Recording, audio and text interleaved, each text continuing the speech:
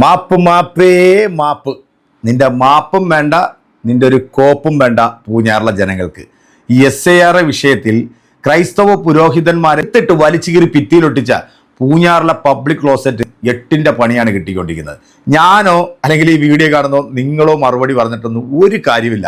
ക്രൈസ്തവ മതവിഭാഗത്തിൽപ്പെട്ടിട്ടുള്ള നല്ല ക്രിസ്ത്യാനികളും നല്ല പുരോഹിതന്മാരും ലെവൻ്റെ അണ്ണാക്കിൽ അടിച്ചു കയറ്റി കൊടുക്കുന്ന മറുപടി കേട്ടപ്പോൾ ഉണ്ടല്ലോ, സത്യം പറയാം, മനസ്സിൽ വല്ലാത്തൊരു സന്തോഷം തോന്നി. പൂഞ്ഞാറിൽ 7 പ്രാവശ്യം അവിടെ നിന്ന് മത്സരിച്ച് വിജയിച്ച ഈ മരങ്ങോടൻ അവിടുത്തെ ജനങ്ങളുടെ തന്തയ്ക്ക് വിളിച്ചപ്പോഴേ നമ്മൾ മനസ്സിലാക്കിയാണ്, നല്ല തന്തയ്ക്ക് പിറക്കുന്നവർ ഒരിക്കലും ആ ജയിപ്പിച്ചു വിട്ട ജനങ്ങളുടെ തന്തയ്ക്ക് വിളിക്കൂല എന്നുള്ളത്. കഴിഞ്ഞ ദിവസം ഞാനൊരു വീഡിയോ കണ്ട് സത്യം പറഞ്ഞാൽ ചിരിച്ച് തലകുത്തി പോയെന്നുള്ള. പൂഞ്ഞാറിൽ ലെവനും ജയിക്കും, പാലായിൽ ലെവന്റെ മകനും ജയിക്കുമെന്നാണ് ചില ചാനലുകൾക്ക് ഇവനൊരു ഗീർവാണം കൊടുത്തത്. ഈ SARമായി ബന്ധപ്പെട്ട് കേന്ദ്ര സർക്കാർ ഇങ്ങോട്ട് എടുത്തിട്ട ആ ഒരു ബില്ലുണ്ടല്ലോ, സംഘപരിവാറിന് വോട്ട് ചെയ്യണമെന്ന് വിചാരിച്ച ക്രൈസ്തവർ മാറ്റി ചിന്തിക്കുന്നു എന്നുള്ളതിന്റെ ഏറ്റവും വലിയൊരു സൂചന തന്നെയായിരുന്നു കഴിഞ്ഞ ദിവസങ്ങളിൽ ക്രൈസ്തവ പുരോഹിതന്മാരും ക്രൈസ്തവ മതവിഭാഗത്തിൽപ്പെട്ടിട്ടുള്ള ആളുകളുടെയും പ്രതികരണത്തിൽ നിന്ന് നമുക്ക് മനസ്സിലാകുന്നത്. ഇവിടുത്തെ ഭൂരിപക്ഷ സമുദായമായിട്ടുള്ള ഹൈന്ദവ മതം ഒരിക്കലും ഈ സംഘപരിവാറിന്റെ ആശയത്തെ ഉൾക്കൊള്ളാത്തവരാണ്. അതുപോലത്തെ മതസ്പർദ്ധയും രാജ്യത്തിന്റെ സമാധാനവും സ്വസ്ഥതയും നഷ്ടപ്പെടുത്തുന്ന, തലയ്ക്ക് ലക്ഷ്യം ബോധമില്ലാത്ത, വെളിവില്ലാത്ത പരമ ഊളകളായതുകൊണ്ട് തന്നെ അവര് ഇവറ്റുകളൊന്നും ചുമക്കത്തില്ല. പിന്നെ ഇവർ ചുമക്കുന്ന ആരാന്ന് വെച്ച് കഴിഞ്ഞാൽ കുറച്ച് ക്രിസംഖികളും കുറച്ച് തീവ്ര ചിന്താഗതിയുള്ള തീവ്ര ഹിന്ദുത്വ നിലപാട് സ്വീകരിക്കുന്ന ആൾക്കാരുമാണ് കേരളത്തിൽ ഈ വിഴുപ്പ് പാണ്ഡങ്ങളെ ചുമന്നുകൊണ്ട് നടക്കുന്നത്. എന്തായാലും ഞാനോ നിങ്ങളോ കൊടുക്കുന്ന മറുപടിയെക്കാട്ടിലും എന്തുകൊണ്ട് മാസ് എന്ന് പറഞ്ഞാൽ മതവിഭാഗത്തിൽപ്പെട്ടിട്ടുള്ള ആളുകൾ മറുപടി കൊടുക്കുന്നതല്ലേ നല്ലത്.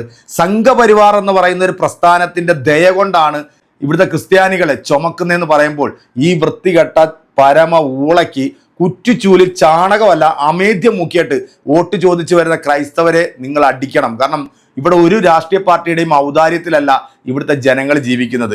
ഭരണഘടന അനുസരിച്ച് ഈ രാജ്യത്ത് ജനങ്ങൾ ജീവിക്കുമ്പോൾ നിന്നെപ്പോലുള്ള രാഷ്ട്രീയ നേതാക്കന്മാർ ഞങ്ങളുടെയൊക്കെ മുമ്പിൽ വന്ന് ഓച്ചാനിച്ച് തൊഴുതു നിൽക്കുമ്പോൾ ഞങ്ങൾ തരുന്ന പിച്ച കൊണ്ട് മാത്രമാണ് നിന്നെപ്പോലുള്ളവനൊക്കെ ഈ കസാരയ്ക്കകത്ത് കയറിയിരുന്നിട്ട് ഇവിടുത്തെ സാധാരണക്കാരായിട്ടുള്ള ജനങ്ങളെ ഭരിക്കുന്നെന്നുള്ള ബോധം നിനക്കൊക്കെ ഉണ്ടാകണം. എന്താണെങ്കിലും ഈ സഹോദരന്റെ മറുപടി മാസ് കിടു കേട്ടോ.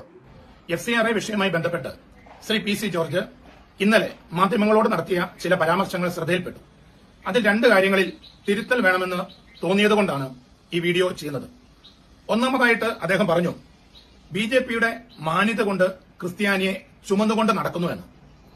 BJP ക്രിസ്ത്യാനിയെ ചുമന്നുകൊണ്ട് നടക്കുകയാണ് അവരുടെ മാന്യത കൊണ്ട് എന്നാണ് അദ്ദേഹം ഒന്നാമതായിട്ട് പറഞ്ഞത്. ശ്രീ PC ജോർജ് സാറേ, അവിടെ അങ്ങേക്ക് തെറ്റി. BJP അല്ല ക്രിസ്ത്യാനിയെ ചുമന്നുകൊണ്ട് നടക്കുന്നത്, അല്ലെങ്കിൽ മറ്റേതെങ്കിലും രാഷ്ട്രീയ പാർട്ടികളല്ല ക്രിസ്ത്യാനിയെ ചുമന്നുകൊണ്ട് നടക്കുന്നത്. ക്രിസ്ത്യാനി അടക്കമുള്ള ഇന്ത്യ മഹാരാജ്യത്തെ സകല പൗരന്മാരെയും തന്റെ തോളിലേറ്റ് ചുമന്നുകൊണ്ട് നടക്കുന്നത് ഇന്ത്യയുടെ ഭരണഘടനയാണ്. അതുകൊണ്ട് ഒരു രാഷ്ട്രീയ പാർട്ടിയുടെ ഔദാര്യം ഇവിടെ ഒരാൾക്കും ജീവിക്കുന്ന ആവശ്യമില്ല. ഇനി ക്രിസ്ത്യാനിക്ക് ഈ രാജ്യത്ത് ജീവിക്കണമെന്നുണ്ടെങ്കിൽ ഹൃദയത്തിൽ ക്രിസ്തുവും കൈകളിൽ ഭരണഘടനയും ഉണ്ടായാൽ മതി. അതിന് 2.5% ഇല്ല എങ്കിൽ പോലും 2.5% അല്ല, വെറും ഒരാൾ മാത്രമേ ഇന്ത്യ മഹാരാജ്യത്തുള്ളൂവെങ്കിലും ഇന്ത്യയുടെ ഭരണഘടനയാണ് അവനെ ചുമക്കുന്നത്. ആ ഭരണഘടന ഉള്ളിടത്തോളം കാലം ഇന്ത്യയിൽ ജീവിക്കാനായിട്ട് ക്രിസ്ത്യാനിക്ക് പറ്റും. ഒരു രാഷ്ട്രീയ പാർട്ടിയുടെയും ഔദാര്യം അതിന് ആവശ്യമില്ല. രണ്ടാമതായിട്ട് അങ്ങ് പറഞ്ഞല്ലോ, ഇത്രയും കൂടുതൽ ക്രിസ്ത്യാനിയെ അംഗീകരിച്ച ഒരു രാഷ്ട്രീയ പാർട്ടി ഉണ്ടായിട്ടുണ്ടോ എന്ന്. ഇത്രമാത്രം ക്രിസ്ത്യാനിയെ അംഗീകരിച്ച മറ്റൊരു രാഷ്ട്രീയ പാർട്ടി ഉണ്ടായിട്ടുണ്ടോ എന്ന് അദ്ദേഹം മറ്റു പല രാഷ്ട്രീയ പാർട്ടികളുടെ പേരെടുത്ത് അങ്ങ് പറയുന്നത് ഞാൻ കേട്ടു. ഒരിക്കലുമില്ല സാറേ, ഒരിക്കലുമില്ല. ഇതുപോലെ ക്രിസ്ത്യാനികളെ അംഗീകരിച്ച് ആദരിച്ച് ബഹുമാനിച്ച് സ്നേഹിക്കുന്ന ഒരു രാഷ്ട്രീയ പാർട്ടിയും ഒരു പ്രസ്ഥാനവും ഒരു പ്രത്യയശാസ്ത്രവും ഇതിനു മുമ്പുണ്ടായിട്ടില്ല, ഇനി ഉണ്ടാകത്തുമില്ല. അങ്ങനെ തന്നെയാണ് പൂഞ്ഞാറിലെ ആശാനെ.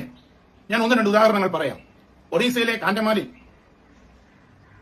ഗ്രഹാം സ്റ്റെയിൻസ് എന്ന് പറയപ്പെടുന്ന ഓസ്ട്രേലിയൻ മിഷണറിയെയും അദ്ദേഹത്തിന്റെ മക്കളായ 10-6 വയസ്സുള്ള ഫിലിപ്പിനെയും തിമോത്തിയെയും വണ്ടിയിലിട്ട് കത്തിച്ച് ക്രിസ്ത്യാനിയെ സ്നേഹിക്കാൻ ആരംഭിച്ചത് അങ്ങ് പറയുന്ന ഈ BJP സർക്കാർ തന്നെയാണ്. വീണ്ടും 2008 ഓഗസ്റ്റ് മാസം 25-ാം തീയതി ഒറീസയിൽ തന്റെ ബിഷപ്പ് ഹൌസിനോട് ചേർന്ന പാസ സെന്ററിൽ തന്റെ ശുശ്രൂഷ നിർവഹിച്ചുകൊണ്ടിരുന്ന കന്യാസ്ത്രീയെ അവിടെ കയറി ക്രൂരമായി ബലാത്സംഗം ചെയ്ത് റോട്ടിലൂടെ 1/2 കിലോമീറ്ററോളം ദൂരം ഹാഫ് നേക്കഡായിട്ട് പരേഡ് നടത്തിച്ചതും ഇതേ BJP സർക്കാരും BJP നേതൃത്വത്തിലുള്ള പ്രവർത്തകരും തന്നെയാണ്. 1400ഓളം വീടുകൾ കത്തിച്ച് 80ഓളം പള്ളികൾ തകർത്ത് 45ഓളം പേരെ കൊന്ന കാൻഡമാൽ കലാപത്തിന് നേതൃത്വം കൊടുത്തത് മനോജ് പ്രധാൻ എന്ന് പറയപ്പെടുന്ന BJP നേതാവായിരുന്നു. അങ്ങനെയാ അവര് ഒറീസയിലെ കാൻഡമാലിൽ ക്രിസ്ത്യാനികളെ സ്നേഹിച്ചത്. ഇനി ഇങ്ങോട്ടേക്ക് വാ. സ്വാൻസ്വാമി എന്ന് പറയപ്പെടുന്ന വന്ധ്യ വയോധികനായ ഒരു പ്രിയപ്പെട്ട പുരോഹിതനെ, സുവിശേഷകനെ, മിഷണറിയെ ജയിലിനടച്ച് വെള്ളം പോലും കൊടുക്കാതെ സകല മനുഷ്യാവകാശ ലംഘനങ്ങൾ നടത്തി അതിക്രൂരമായി കൊന്ന് ക്രിസ്ത്യാനികളെ സ്നേഹിച്ചതും അങ്ങ് പറഞ്ഞ ഇതേ BJP തന്നെയാണ്. ഛത്തീസ്ഗഡിൽ സംഘപരിവാരങ്ങളും ഭരണത്തിന് നേതൃത്വം കൊടുക്കുന്ന BJPയും എല്ലാം കൂടെ ചേർന്ന് പള്ളികൾ തകർത്ത് ക്രിസ്ത്യാനികളെ കൊന്നൊടുക്കി, ഗ്രാമങ്ങൾക്ക് തീയിട്ട് നശിപ്പിച്ച്, കുടിവെള്ളം പോലും മുടക്കി. എന്തിനേറെ പറയുന്നു, മരിച്ച് അടക്കം ചെയ്യപ്പെട്ട ക്രൈസ്തവരുടെ മൃതദേഹങ്ങൾ മാന്തിയെടുത്ത് ഗർഭാപ്പസ് നടത്തി ക്രിസ്ത്യാനികളെ അംഗീകരിച്ച് ആദരിച്ചതും ഇതേ BJP സർക്കാർ തന്നെയാണ്. മണിപ്പൂരിൽ ക്രിസ്തീയ വിശ്വാസത്തെ ഉന്മൂലനം ചെയ്യുക എന്ന ലക്ഷ്യത്തോടെ ബീരൻ സിംഗിന്റെ നേതൃത്വത്തിൽ ഒരു തീവ്രവാദ സംഘം ആയുധങ്ങളുമായിട്ട് 240ഓളം പള്ളികൾ കത്തിച്ചും ബോംബെറിഞ്ഞ് നശിപ്പിച്ച് 1000 വില്ലേജുകൾ ഇല്ലാതാക്കി, 10,000-കണക്കിന് ആളുകളെ വീടുകളും കിടപ്പാടങ്ങളും ഉപജീവന മാർഗങ്ങളും നശിപ്പിച്ച് തകർത്തുകൊണ്ട്, അത് മാത്രമല്ല 19 21 വയസ്സുള്ള 2 പെൺകുട്ടികളെ പിടിച്ച് കൂട്ടബലാത്സംഗം ചെയ്ത് റോട്ടിലൂടെ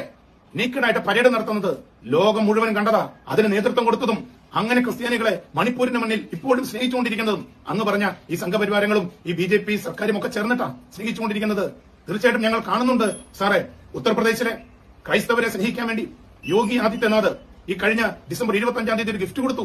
കഴിഞ്ഞ 2025 ഡിസംബർ 25-ന് ക്രിസ്മസ് ദിനത്തില് സ്കൂളുകളടക്കമുള്ള എല്ലാ സ്ഥാപനങ്ങൾക്കും പ്രവൃത്തി ദിനമായിട്ട് ഉത്തരവിട്ടുകൊണ്ട് അദ്ദേഹം ക്രിസ്ത്യാനികളെ ആദരിച്ചു. തീർന്നിട്ടില്ല. അങ്ങീ പറയുന്ന BJPയുടെ നേതൃത്വത്തിലുള്ള കേന്ദ്ര സർക്കാരിന്റെ കീഴിലുള്ള entrance examination team JEE entrance ഈ പറയുന്ന ക്രിസ്ത്യാനികളുടെ ഏറ്റവും വിശ്വാസത്തിന്റെ ഏറ്റവും അടിസ്ഥാനമായ ഉദ്ധാന തിരുനാൾ ആഘോഷിക്കുന്ന ഈസ്റ്റർ സൺഡേ കൊണ്ടുപോയി നടത്താൻ തീരുമാനിച്ചു. അത് മാറ്റിയിട്ടൊന്നുമില്ലല്ലോ, അതിപ്പോഴും ഉണ്ടല്ലോ. അതുമല്ല, അത് ഇങ്ങ് കേരളത്തിൽ ഭരണഘടനാ സ്ഥാപനമായ ഇലക്ഷൻ കമ്മീഷന്റെ നേതൃത്വത്തിൽ ദുഃഖവെള്ളിയാഴ്ച ഇവിടെയുള്ള നാനാജാതി മതസ്ഥർ വീടിന് പുറത്തു പോലും ഇറങ്ങാതെ വീട്ടിലിരിക്കുന്ന ദുഃഖവെള്ളിയാഴ്ച സിസ്റ്റേഴ്സ് അടക്കം കന്യാസ്ത്രീകൾ അടക്കമുള്ള ആളുകൾക്ക് വേണ്ടിയിട്ട്, പ്രവർത്തകർക്ക് വേണ്ടിയിട്ട് ഇലക്ഷൻ പരിശീലനം സംഘടിപ്പിച്ചു വെച്ചിരിക്കുന്നു. ഇനി വേണ്ട, ഡൽഹി ഹൈക്കോടതി അന്ത്യശാസനം നൽകിയിട്ടും കേന്ദ്ര ന്യൂനപക്ഷ കമ്മീഷനിൽ ക്രിസ്ത്യൻ മെമ്പറെ നിയമിക്കാതെ ക്രിസ്ത്യാനികളെ സ്നേഹിക്കുന്നതും മറ്റൊരു രാഷ്ട്രീയ പാർട്ടിയല്ല, BJP മാത്ര. ആശാനെ, ഇതൊന്നും പോരാഞ്ഞിട്ടാണോ മതപരിവർത്തന നിയമം കൊണ്ടുവന്നും അതോടൊപ്പം തന്നെ ഇപ്പോൾ ഇതാ FCRA കൊണ്ടുവന്നും ക്രിസ്ത്യാനികളെ എന്ന സ്നേഹം കൊണ്ട് വാരി പുണരുന്നത്? ശരി ആശാനെ, മറ്റൊരു രാഷ്ട്രീയ പാർട്ടികൾക്കും BJP അല്ലാതെ മറ്റൊരാൾക്കും ഇതുപോലെ ക്രിസ്ത്യാനിയെ സ്നേഹിക്കാൻ പറ്റത്തില്ല. ആശാനെ, ഒരു അപേക്ഷയുണ്ട്. ഷൂ നക്കുവാണേലും ഇങ്ങനെ നക്കരുത്. മതി എന്റെ പ്രിയപ്പെട്ട സഹോദര. ഇനി പറഞ്ഞു കഴിഞ്ഞാൽ ലവന്റെ വയറ് പൊട്ടിയ ചാണകം മൊത്തം വെളിയിലേക്ക് അങ്ങ് പോകും. എന്തായാലും ഈ മാലിന്യത്തെ പൂഞ്ഞാറിലെ ജനങ്ങൾ സ്വീകരിക്കണോ വേണ്ടേ എന്നുള്ളത് ഈ സഹോദരൻ എണ്ണി പറഞ്ഞിട്ടുള്ള ഈ കാര്യങ്ങൾ മാത്രം നിങ്ങൾ ചിന്തിച്ചാൽ മതി. ഒരു ക്രൈസ്തവ സഹോദരനാണ് ഇതിനൊരു മറുപടി കൊടുത്തിരിക്കുന്നത്. ഞാനോ നിങ്ങളോ മറുപടി കൊടുക്കുന്നതുകൊണ്ട് അതിനകത്ത് ഒരു അർത്ഥവും ഇല്ല എന്നുള്ളത് നമുക്കറിയാം.